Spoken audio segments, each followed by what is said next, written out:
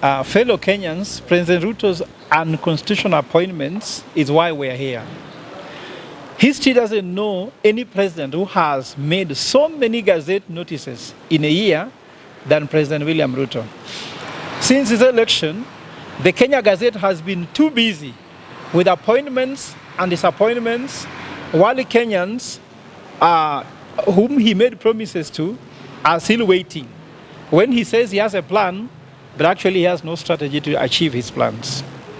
As leaders of Operation Linda Jamii, we challenge the president's unconstitutional exercise of state authority in the creation of appointments of the appointment of Musalia Mudavadi as the Prime Secretary, whose function, as spelled out in the Executive Order Number 1, 2023, alters the basic structure of the Constitution contrary to law. We further challenge the President's cabinet-level appointments of Harriet Chigai as Cabinet Secretary, President's Women's Rights Advisor, and Monica Kathima Juma as Cabinet Secretary, President's National Security Advisor. These positions are not contemplated in the Constitution, therefore are unlawful, illegal, and unconstitutional. We in fact challenge the entire constitution of the Compositional Cabinet of the Republic of Kenya for failing to comply with the constitutional dictates on gender balance, inclusion of persons with disability, and the youth. This was done on the 26th day of September 2022, when His Excellency the President made a Gazette notice, which was published in Kenya Gazette Notice until date. The cabinet was presently constituted, fails to comply with the constitutional gender principle that not more than 2/3 of the elective and appointive bodies should comprise of the same gender. We plead with the Honorable Court that cabinet secretaries, as presently constituted, does not compromise of the 5% of persons living with disability, thus violating the Constitution and principle of affirmative action as entrenched in the Constitution of Kenya 2010. The creation of the office of the Prime Secretary to assist the President and the Deputy President in the day-to-day running of the government is akin to creating a second office of Deputy President, who by law is only the principal assistant to the President, who is Rigathi Gachagua.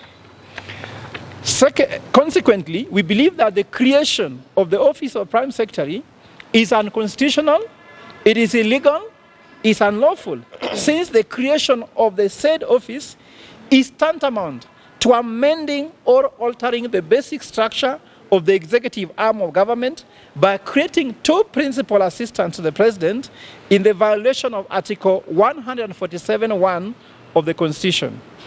Additionally, whereas Article 153, Section 2 of the Constitution is instructive that cabinet secretaries are individually and collectively accountable to the President for their actions or omissions, the Executive Order Number 1, 2023, dated 6 January 2023, only elevates the bearer of the office of the Prime Secretary as assistant to the President with no accountability reference as is required by law, thus making the office violating the Constitution, Article 153, Section 2 of the Constitution.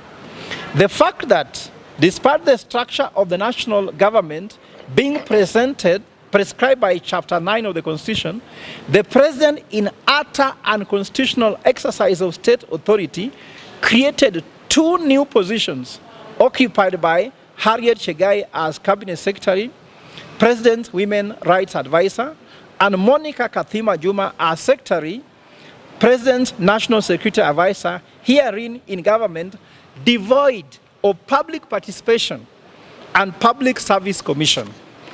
The three unconstitutional offices draw their enumeration benefits from the national exchequer or public coffers in their respective positions of cabinet level appointments.